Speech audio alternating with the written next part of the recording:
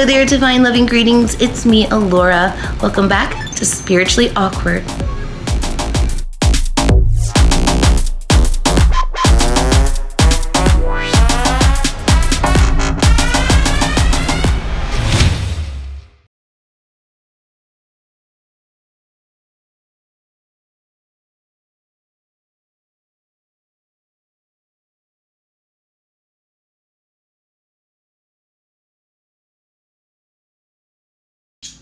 Hello there, and divine loving greetings. Welcome back to Spiritually Awkward with me, Alura.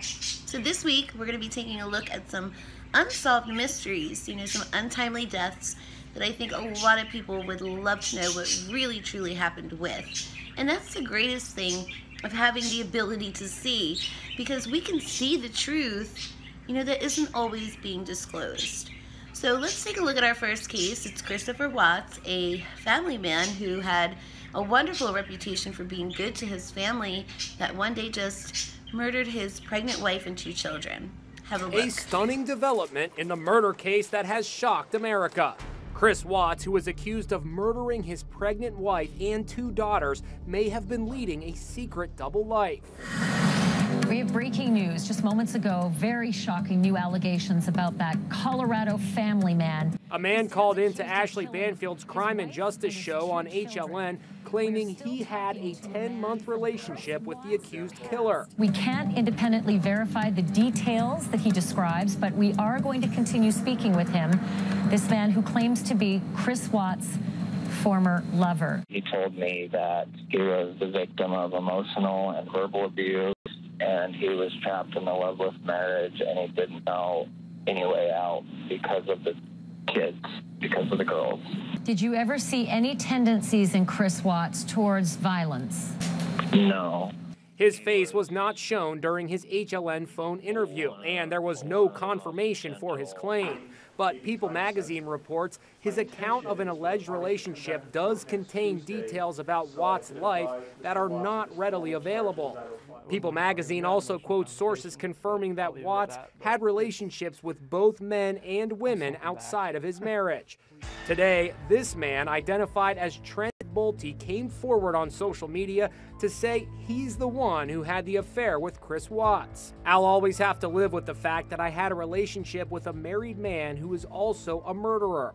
He says the relationship lasted 10 months and came to an end in April. He claims police reached out to him after finding his name on the dating app Meet Me, which they found on Watts' cell phone. He's the best thing that has ever happened to me. They appear to be a loving and happy all-American family. Now, those images appear to have been concealing Chris Watts' double life. So what really happened with Christopher Watts? Well, the one thing that I can say is that it's not really rocket science to figure out what really happened. I mean, he admitted to it. And the truth of the matter is that psychically what I'm looking into are his thoughts, his feelings, and any other pieces of the story that need to be included. And what I can see for Christopher Watts was that at the time, and that's a big question a lot of the time, that there are situations like this where somebody just snaps and goes completely out of character, is that people will say, what was he thinking? I want to know what was running through his mind. And what was running through his mind at the time was that he had a lot of skeletons in the closet. This is a man that had a bisexual lifestyle, and he had a child on the way, and he was thinking about leaving the relationship, which had really led him into a downward spiral of really not knowing what to do. He couldn't leave his wife, he couldn't leave the kids, but he also couldn't really live openly of who he really was, because the truth is he was more on the homosexual side of sexual preference than he was on heterosexual. And I believe and I see that he'd been hiding that for such a very long time. Now, it's already hard to leave a marriage when you have 1 child, let alone 2, but now 3 really made him feel anchored down. So what most people don't know about this case is that not only was he thinking about these things himself, but he had shared his thoughts and feelings with someone else. And there's definitely someone else involved in this situation who was co-conspirating and plotting with Christopher Watts about the murders. So with that, I hope that's enough information to get the police to kind of look in that direction of a lover or someone that was very closely connected to him that I feel definitely, went along with this plot. So our next case is going to be Lyric Mchenry, who was also pregnant at the time of her death, and she was murdered. Have a look at the footage.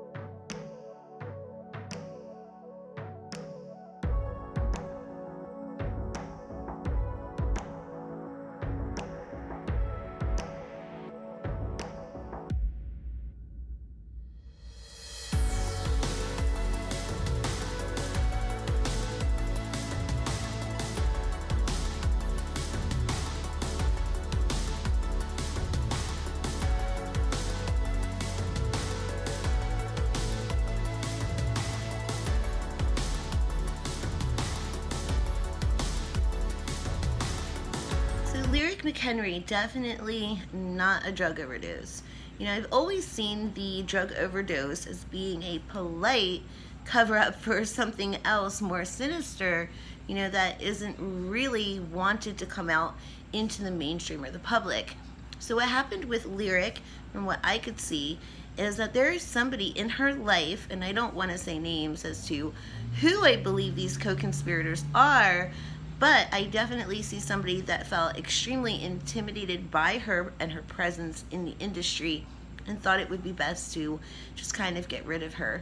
Plus the fact that they were keeping a lot of secrets and that she was pregnant at the time, and this individual did not want that baby to interfere with the situation whatsoever. So I see two people, one person associated with the baby that she's carrying, plotting and talking to somebody who definitely felt that she was some competition, and that night kind of feeding some things to her, while she was out there entertaining herself, having a good time, because I could see that she definitely was very excited about the baby and definitely would not have done something like that, such as overdosing or going too far. Now this next one is definitely one that's very, very touching to my heart because it involves a little boy who went missing, back in 2015. Well, they went down there probably 10-15 minutes, and then they saw minnows, and they were gonna go back to camp and get little man because he loves fish, like he loves bugs, stuff like that. And so they went back up there, and Dior looks at Bob and says, "Where's little Dior?" And Bob says he was right here. "Where's little Dior?" And Grandpa Silver's right there. Of course, he's not there. Grandfather claims he didn't go inside his trailer, but I believe he did. Police say that Isaac Renwand at this time is down at the creek fishing. They say they panic. They do a search of the immediate campground. They look wherever they can. Craziness started. They started yelling, they started searching. They searched for about 15 to 20 minutes. No sign of him. Dennis decided they better call 911. It's a remote area. You can't get cell phone service. Jessica says miraculously she got a signal. My 2-year-old son, we can't find him. Dior hops in his truck, goes down the road to see if he can get better service. Both of them were on the phone with 911 at the same time. My son's missing, can you help us? And then it's just all been chaos from there. 2015. Now this little boy was on a camping trip with his family and all of a sudden just vanishes. Like there's all of this big open space, for this little boy to run around. We have him visible really, if you look left or right, you're going to be able to see the little boy. He's running around out in the big open and he's got all these people that are surrounding him in the situation, that could have definitely had seen him. Think about this for just a minute. A little boy, when you're a little kid, you're out there, you're with your parents, and obviously, you're gonna know to look for the first person that you know, an adult. Little kids do tend to wander, but where do they wander to? They wander to people that they know or are of interest. What I always saw in regards to this situation, and I wanted to cover this topic so very long ago, but the video was like acting up on me at the time, and I was having so much of a hard time trying to get the footage uploaded to YouTube. I just figured maybe now is not the time to discuss this. It was rather new and very touchy, and I'm sure that it probably still is. But in any case, I think the truth should be known. There is an individual that is not blood related to the family who definitely had some secrets that they were keeping in the dark, and it definitely, unfortunately, involved, this little boy, and therefore they were responsible for his life having been taken. And that's what I can see. The little boy looked up, saw him, ran towards him, and out of that trust, out of that interest, went with him, and then was disappeared. So where did he disappear to? I kept seeing like a hole somewhere. Had a lot of stones, a lot of rocks that he was put into. So I think that would be a really good place for people who are still looking to maybe go out there and take a look around. Although by this time it has been a couple years, they may not really find all that much, but they will find something. So we're looking into these things, and we're still trying to keep it sweet and still be discreet, to protect myself and others involved in the situation. Gives them just enough clues to kind of raise an eyebrow and have that light bulb go off, as to where to look around. So our next case is the infamous King of Grunge. Tonight, word of an untimely death. Kurt Cobain was the lead singer of the group Nirvana. Their albums were bestsellers, their songs filled with images of despair and violence. One lyric, "The sun is gone, but I have a light. The day is done, but I'm having fun." And then this morning, his body found at home. Another casualty of success. Here's ABC's Tom Foreman.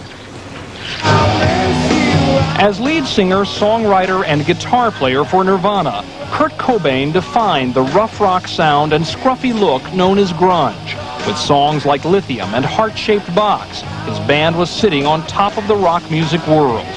This morning, an electrician went to Cobain's suburban Seattle home to do some work, looked in a window over the garage, and saw a body. It was obvious this man is dead from a shotgun wound to the head. Now, there was a suicide note left inside the house. Recently, it was clear Cobain was in trouble.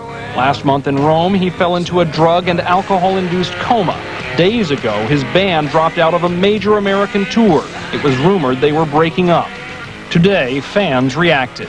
When you reach that kind of fame and you're still miserable, there's something wrong. Many people over 30 probably never heard of Kurt Cobain, but for younger fans, his music captured the spirit of the difficult transition from youth to maturity. His songs were full of despair and violent images. He was only 27. Tom Foreman, ABC News, Los Angeles. So what really happened to Kurt Cobain? Well, what I could see happen to Kurt was that his wife definitely had some involvement, and a mutual friend that they both shared. Now, Kurt was a very naturally depressed person, and some of you out there may also know how it feels when you get depressed.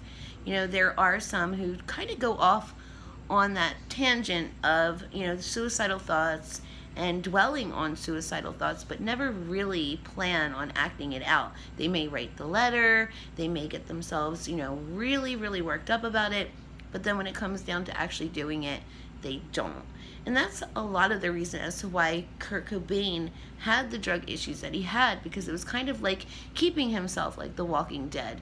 And he really hated his life because there were so many things going around Kurt Cobain, that he couldn't talk about, that he couldn't share, and the drugs really numbed all of that for him. So what I could see is that there was somebody with him on that particular night, and the drugs were kind of being pushed at him, knowing that he had a high tolerance for them. And right when he got into that, you know, slumbery state that opium tends to put you into, that's when he was shot, and it was made to look, you know, very much like a suicide. And that was for a lot of money issues and for royalties, you know, based on his music. So again, with the, you know, suicide slash drug overdoses, here we are with our very last case, Mac Miller.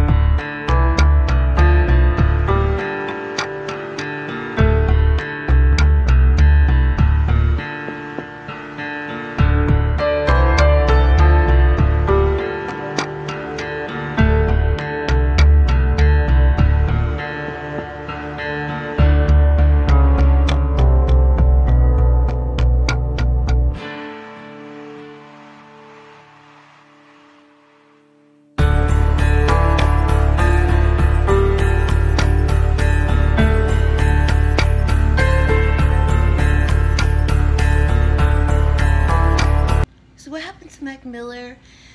Well, what I could see in regards to Mac Miller is that, you know, Mac Miller had even stated himself that he didn't want to die like other celebrities of a drug overdose. You know, he said, quote unquote, he would rather be a corny white rapper than somebody that died that way. However, you know, that's how they're stating that he died. But what I could see spiritually about Mac Miller is that there was some kind of arrangement being made for publicity in regards to his former girlfriend. And with that, you know, in Hollywood, what they tend to do is they'll make, you know, arrangements for certain celebrities to kind of date around, you know, to get that extra popularity and publicity going. And that's what was happening, you know, in their situation. And she ended up, you know, in another relationship, which, you know, totally crushed him. And with that, you know, it was definitely, you know, a suicide. You know, he was doing it on deliberately taking more and more in so that he could, you know, end his life and not have to live in that arena anymore of having to do things, you know, that were told for him to do, or to sit back and watch somebody that he cared about, you know, go down that path as well. And so he died, you know, of an emotional meltdown, of getting high and, you know, trying to cover up that pain, and so much so that he did have that in the back of the mind intent, you know, of suicidal tendencies. So that's what happened to these people here within this video. I really hope that you can kind of put it together and see, you know, where these visions are coming from in regards to all of these wonderful, wonderful, talented people. May their souls rest in peace. And just remember, suicide is not the answer. Drugs, not the answer. If you're struggling with something, you know, talk about it. Find somebody that you can trust to confide in. But when it comes to Hollywood, you know, it's such a difficult life for them. People think that money and popularity and fame, you know, make life so much better, but not for a lot of those individuals. You know, they live, you know, really hurting within themselves. They feel empty. There's not enough money to, you know, make them feel better. They can just keep buying things, and it never really fills, you know, that empty void. So in regards to Christopher Watts, you know, if you have secrets or you feel that you need somebody to talk to in regards to, you know, your preference, your sexuality, your spiritual belief, and you just feel like you can't, you know, there's always somebody out there that you can confide in and rely on to talk to, rather than, you know, taking things into your own hands, or even allowing just this dark energy, you know, surrounding this world at this time to really take over. You know, it's never the answer. So thank you so much for watching. I hope you'll stay tuned for another episode of Spiritually Awkward next week. And I send to you all so much love and light. Namaste.